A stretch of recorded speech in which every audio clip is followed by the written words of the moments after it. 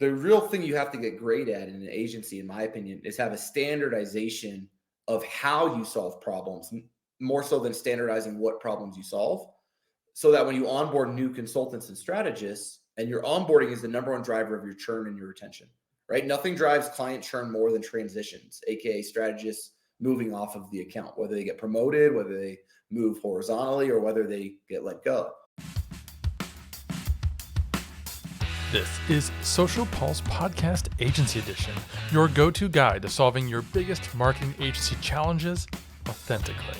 I'm your host, Mike Alton, and each episode is an honest and frank look at what agencies go through, from churning clients to tackling tech and ideas that you can apply to your own business.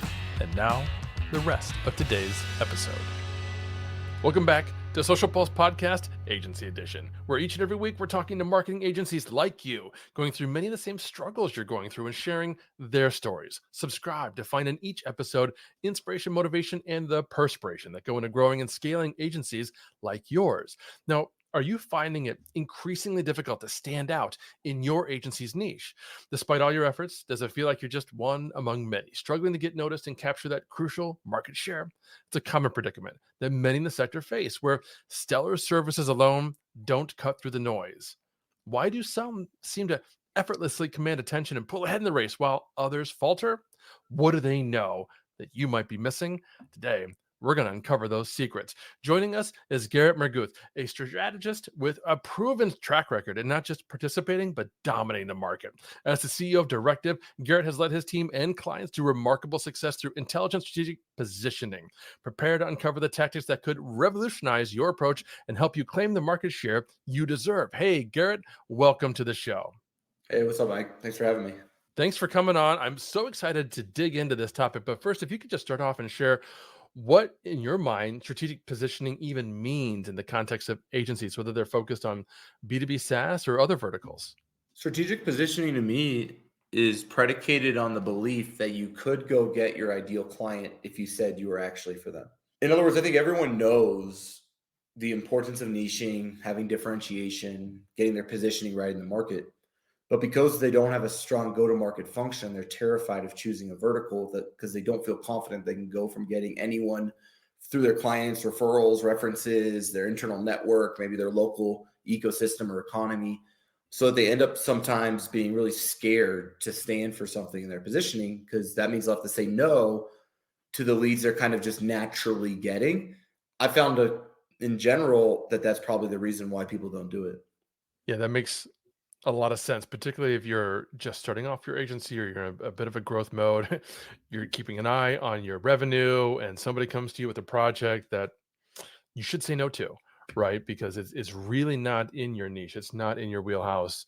But you look at the revenue and you're like, well, kind of need the money right now. And I totally understand if you're in that position, it may be an impossibility. You may not be able to say no because you have to bring in the dollars. But at some point, you got to start saying no to those clients. And I would think you might agree with this, that at some point you probably start need to fire some clients so that you can make room for other clients that should be in your target really area. Price, right? So like I bootstrapped Directive from Fiverr. So I had like literally like $5 or $20, when we started, and I never took capital from anyone, or I never got investments. I just bootstrapped it with my best friend and I. And now I think I'm at year 11 almost coming up. And every year, I'd say for almost the first 7 or 8, maybe 8 years, 8 or 9 actually, even, we would pretty much go through our whole portfolio, because we were so focused on getting our cost of goods sold, our gross margin correct. And the biggest driver of gross margin is price.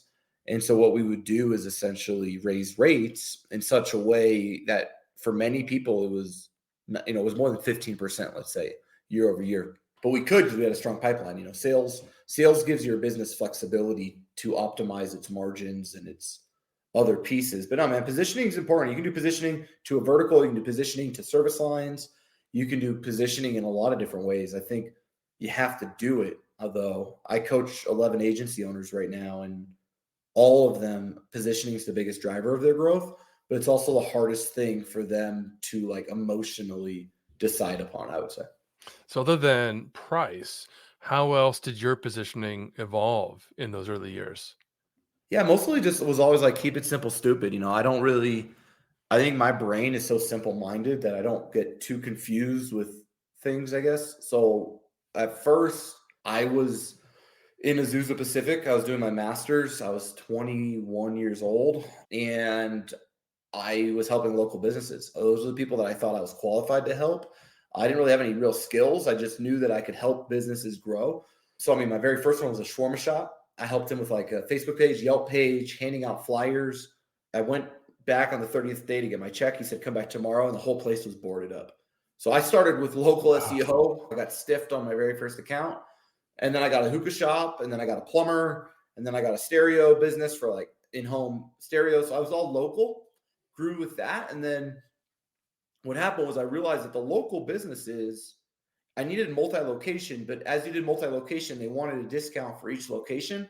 And the discount was almost always greater than the efficiencies gained by servicing multiple locations. So the servicing like franchise and multi-location local SEO and paid media accounts was really, really inefficient. So from there, we went to kind of B2B. We had a couple B2B accounts that were good. So we said, hey, look, we're B2B. We got a bunch of B2B accounts. And then I looked at all my best B2B accounts and they were software. So eventually I said I was B2B software. And here we are today as the market leader in B2B software. I really just like asked myself, who am I good at getting results for? Who do I enjoy getting results for? And who pays me the most? Right. Yeah, I kept it basic. Yeah. So you basically developed that ideal customer persona, that ICP as a B2B SaaS for you. For other agencies or even your clients, can you kind of walk us through how you might identify an ICP for them? Yeah, what I usually do is I just have them enrich their current client base. So most agency owners haven't necessarily taken the time to understand, okay, of your top paying clients, how many employees do they have? So you can take your account list, you can enrich it in Zoom Info, and you can start to look at the firmographics because you want to use this to then go find other companies in the US or the regions you operate in that share that same criteria for your ideal customer persona. So for me, when I looked at mine, it was just, they were all B2B SaaS. They had over 100 employees. They were using Marketo, HubSpot, or Pardot at the time. And then I essentially built a list of all the other B2B SaaS companies in the US using Marketo, HubSpot, or Pardot with over 100 employees. And, we had a pretty customized go-to-market strategy that I now help others with. But in the first 18 months, we held sales calls with 6,800 of our 10,000 target accounts. And that pretty quickly propelled us to be the market leader. Now, what I would say though, is at the time when I chose B2B SaaS, nobody else had chose B2B SaaS. Everybody else was just kind of B2B.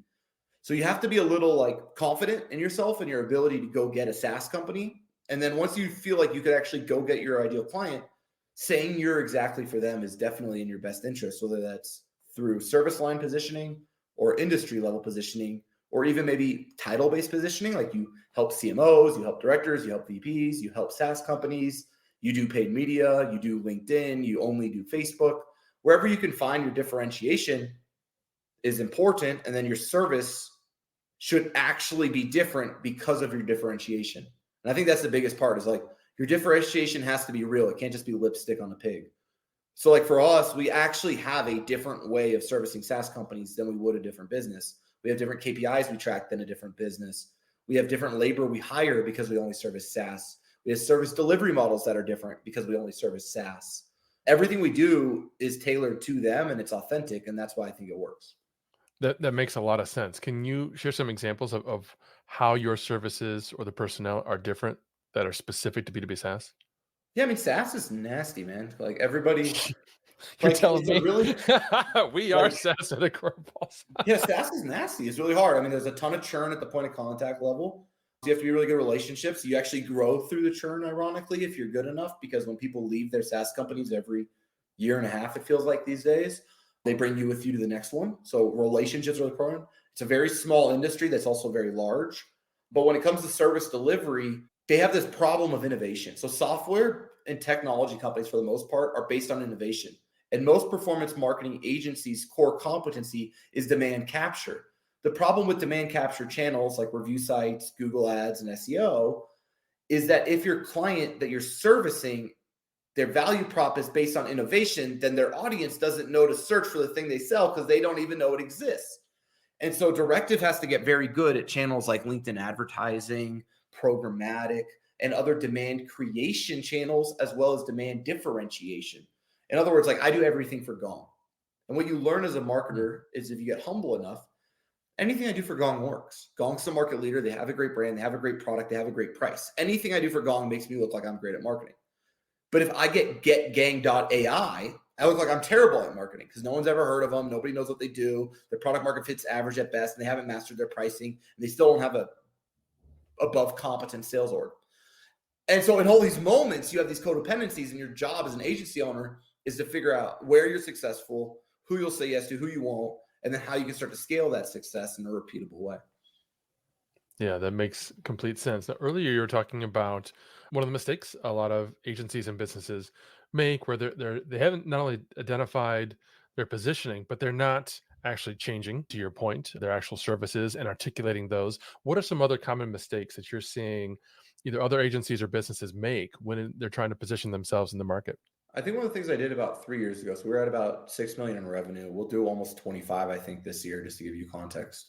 When we were at like 6, I hired a product guy. So what I wanted to do is anytime I service an industry, I want to emulate their reality into how I operate mine. So there's greater resonance when I work with them. And so one of the things I realized that software companies do very well that we as agencies don't have any, like agencies is a utopic or general statement, and businesses in general, we are very bad at the things that we under focus on, under invest in, and under manage. In other words, like we don't really, as agency owners, put a lot of effort into the productization of our services. Even if you're a high-end vendor like myself with large average contract values, there's this idea that everything we do is custom. Well, that's incorrect. Or this idea that, we can productize everything. That's also incorrect. The real thing you have to get great at in an agency, in my opinion, is have a standardization of how you solve problems, more so than standardizing what problems you solve. So that when you onboard new consultants and strategists, and your onboarding is the number one driver of your churn and your retention, right? Nothing drives client churn more than transitions, aka strategists moving off of the account, whether they get promoted, whether they move horizontally, or whether they get let go. And so the biggest thing you do as an agency, in my opinion, is start to standardize how you do things so that new people can ramp quickly up to your standards, and that you have exceptionally strong onboarding as well as training materials on how you do everything, so that those people, when they get a customer, the way I say it as an agency owner is my aunt or my uncle or my brother or my dad could hire my agency. I could close my eyes and I would trust any strategist to service them. I don't know a lot of agencies that can say that. And I think Directive, I can actually say that because of how thorough we are in our onboarding and how much we've invested in our product marketing and our training, so that we have that consistency of delivery across multiple strategies. I think you're absolutely right. I talk to agencies every single day, and I'm always impressed when someone I'm talking to starts talking about the framework that they have internally for working with customers. And it's not that the framework itself is that impressive. I just think I'm impressed because they're a minority. To your point, most agencies don't have a framework. They don't have those kinds of processes in place. Well, one of the things I've heard you talk about a couple of times is this concept that you seem to be very familiar with your competitors. Would you say you're doing competitor analysis, and how has that helped you strengthen your market positioning? When we started, I was really focused on it, but there wasn't any really competitors. Like I think I'm the only agency in B2B SaaS with over 100 employees. I think the ones that I've competed with have kind of gone up there and then they kind of collapsed under their own success. That's the thing about agencies no one ever talks about, is like achieving success is a heck of a lot easier than sustaining it.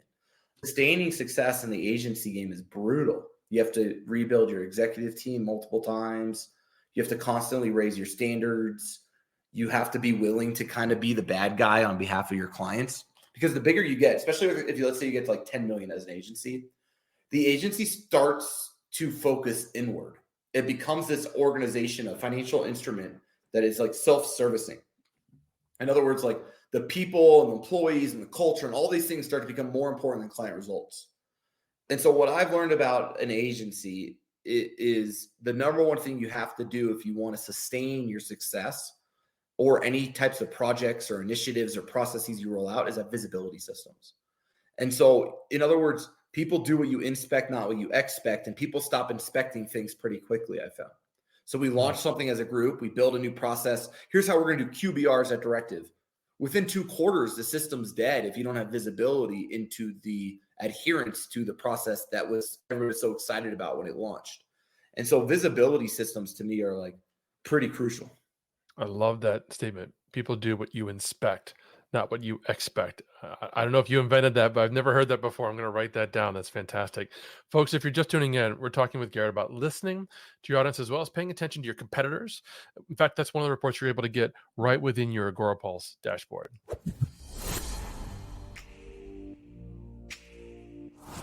I actually can't say enough great things about the reporting with Agora Pulse. I feel like that is my job security every month. My clients aren't that active on social media, which is why they have me manage their profiles for them. And when they get that report, it verifies that they're making a good investment. The metrics downloads are so simple and easy to read, and it really helps me show where we are doing things right on social and where we need to improve. So I think one of the main reasons why we decided to move to Agora Pulse is because it's a more comprehensive, integrated tool for all of our marketing needs. So rather than what we have had to do historically with Sprout, which is use certain parts of that platform that work really well and then supplement it with other outside tools, by moving to Agora Pulse, we were able to keep all of that into one technology platform, which is not only a time saver, but it also makes sure that our analytics and all of our reporting's on point because we're pulling all from the same source. It's a really great platform for agencies. It makes it really easy to manage, but gives me really, really, really robust information that actually helps me develop better strategies for my clients and better plans of action.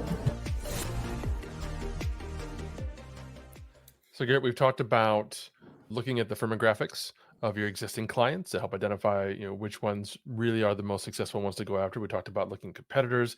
What about customer feedback? Has that played a role in your strategic positioning in the past? And if so, how? Yeah, 100%. We track three things that are big.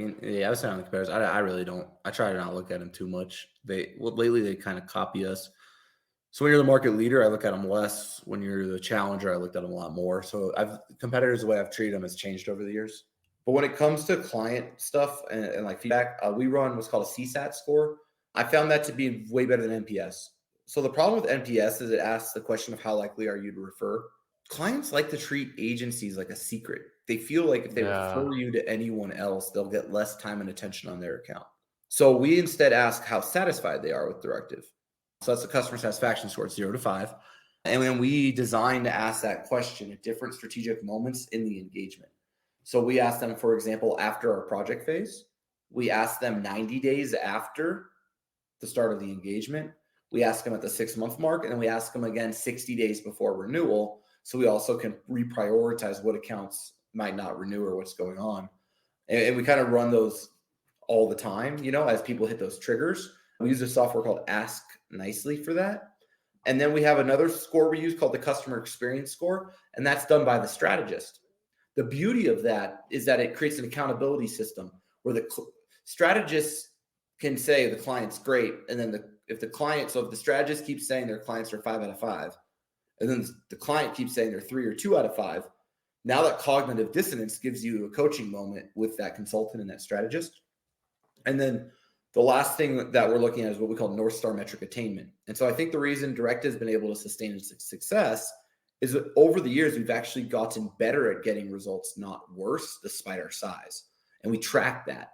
And so what a North Star metric is the goal for the engagement. So when a client hires us, we try to create a sales or revenue related KPI for the engagement.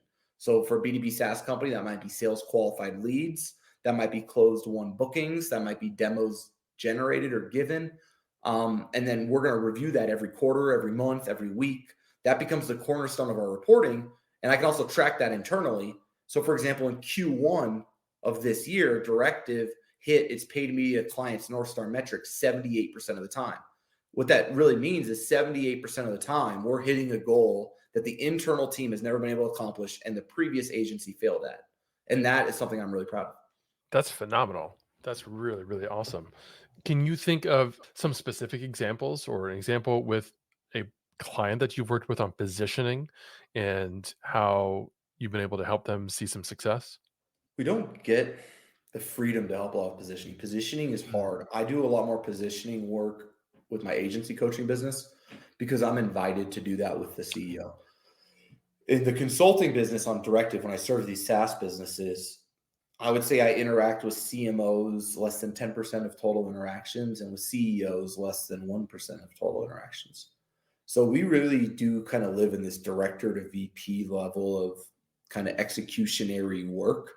We will get hired for go-to-market, like Calendly will hire us when they go on a go-to-market with a new product. AWS has leveraged us for something similar. Outreach, the sales outbound software, leveraged us for that. We get that a lot, and those are big engagements, but they're more about amplifying the positioning they've chosen internally, and they want us to distribute it. And then with our startups that we get, so we now have a startups business unit. It's been a big success for us, grown rapidly. We have over, I think, 30 accounts now we're servicing since launching in November. And that's just a month-to-month fee. It's $5,750 a month. And that's for people spending less than $40,000 a month on ads. So we kind of have like an SMB down market offering at Directive. That one will do more coaching on positioning. Like, hey, what do you want to be known for? Are we going to be the cheapest? Because that's not bad as long as we're actually the cheapest and we lead with that. Do we want to be this? Do we want to be that? But we got to have an angle, right? Because you're a challenger. You're not the market leader. So we got to have a way to take market share. Getting people bought in on that is exceptionally hard. And that's one reason I love coaching agency owners, because I have the freedom to help them make the decisions that actually matter versus the decisions that are still predicated upon your positioning. In other words, like I can manage your Google ads, but if nobody wants what you sell, your prices are bad, your sales process doesn't work, those are all outside of my scope, unfortunately, as a customer generation agency. So if I don't get invited into those moments, I have to do the best I can with what I'm given. And that can always be tricky. So, but still 79% of the time, we're able to figure it out. Not always, though. And that's where we're always trying to get to. Our goal is 100% of North Star metric. Right. That makes complete sense. So when you're working with companies like Calendly, Gong, those are companies we work with at Agorapulse. We're clients of those firms. So I can, as Agorapulse, I can relate to this question because we struggle with social media marketing. Even though we're a social media management tool, social media is really hard for B2B SaaS. How are you measuring the business impact of social for these kinds of firms? Yeah, I mean, so like for my own agency in 2022 and a bit of 2023 before the kind of economy collapsed, I spent around $3 million on LinkedIn ads for Directive itself, and I made about $18 million a year in bookings, give or take. So I would say we have a very mature and robust way of advertising on paid social here, but we're not pros of organic social. So I don't totally understand organic social as well as I'd like. I think I have 14,000 followers on LinkedIn I just learned about, despite myself. So I wouldn't say I'm exactly a golden child of what strong organic social looks like. Some of my competitors are far better at that. I'm more talented or gifted at social media advertising. But that to me is still like the best channel in B2B, bar none, is paid social. It really does, though, come down to your positioning.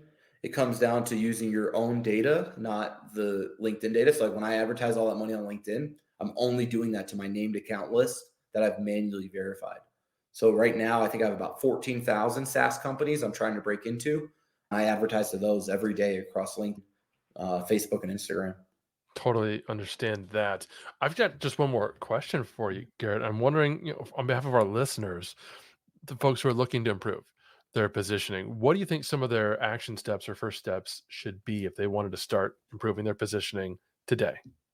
Buy my course. No, I have a whole course on positioning at GarrettMehrguth.com. But no, honestly, what I would do is first, you got to find your passions. Like I like software. I think another question I wish I would have thought of is if you get to the top of your niche, assuming your own success, right?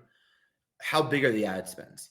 I think one of the disappointing things about choosing B2B SaaS for me was when we got relatively, near the top of where we were kind of going in our positioning in the market and where we were as an organization at our size, I was surprised at how little B2B SaaS companies still spend. Like I thought Gong would spend more than Gong spends, for example. So I think the biggest driver of EBITDA for agencies is ad spend under management. It's theoretically the only mechanism of billing in the agency world that I'm aware of that is increasing marginal returns, which means that we can charge more for managing larger amounts of spend without having to incrementally increase our cost of goods sold at the same rate. So in other words, I can charge 5% more while working 2% more hours. That 3% there in billable utilization creates that EBITDA margin. And so I would say that's the number one thing I would think about, knowing what I now know, going through so many different pivots in my positioning over the last 11 years, is really making sure that the total economic size of the ad spend of the industry matches my ambition. And that's unique to every person's ambition, number one. Number two is I got to go through my client list and just see what industries do I already have. A lot of times people don't even realize it, but like half their revenue or 75% of the revenue or 25% of the revenues already coming from a service that they're great at, or a vertical that they love to service, or that they just somehow naturally grew into through success with early accounts in that space. So looking at your existing client base, understanding the gross margins of those clients, understanding the ad spend of those clients, understanding the firmographic traits of the clients, what tech stacks they run on, how many employees they have, things like that. And then after all of that, you got to make a choice. You got to stand for something, or else you'll never be able to allocate your own capital back into your growth. See, I invested about 30% of our top line of total revenue into sales and marketing for almost 9 years straight, even more than 30% a lot of years. And so in other words, I ran us on almost zero EBITDA. So my corporate strategy was have 3 months cash in the bank and then essentially put all the EBITDA back into sales and marketing to grow top line revenue, so that I had enough top line revenue that when I wanted 20 points EBITDA, my 20% of EBITDA would cross that $5 million threshold that would allow me to become a platform company and start doing M&A instead of my agency being integrated into another. So it's a bit of a tangent, but those are the things I think about and how I think about it. But positioning is just look at your clients, understand what you're passionate about, understand if the size of that vertical or that service matches your ambition, and then really commit your capital, your finances, and your energy into taking market share. And you can totally do it. Yeah. That's so important. I appreciate that you've raised that point, because it's not something we've typically covered on this podcast. It's not a line of conversation I see a lot of agencies having, because they come into the business, to your point, maybe they were managing a couple accounts. They probably came up just like you did, and they've grown their agency organically, and they're just kind of figuring out as they go. So these are really valuable insights. Thank you so much for sharing them, Garrett. For folks who do want to know more about you, maybe they want to take your course, where can they go? How can they reach out? Yeah, Directive. So if you're a software company, directiveconsulting.com. We work with most everybody in the space and seen a ton of success. And then on the personal side, if you're agency owner and you want coaching or to take my course, it's garrettmehrguth.com. Feel free to check it out. And I'm always available if you hit me up on LinkedIn or Twitter, whatever. Terrific. Thanks, Garrett. And thank all of you for listening. We'll have all the links to everything Garrett mentioned in the show notes. Don't forget to follow us on Apple, the Social Pulse Podcast Agency Edition, and leave us a review. We'd love to know what you think. Until next time. Thank you for listening to another episode of Social Pulse Podcast Agency Edition, hosted by Mike Alton and powered by Agorapulse, the #1 rated social media management solution, which you can learn more about at agorapulse.com. If you enjoyed this episode, please subscribe on your favorite podcast player and be sure to leave us a review. Your feedback is important to us.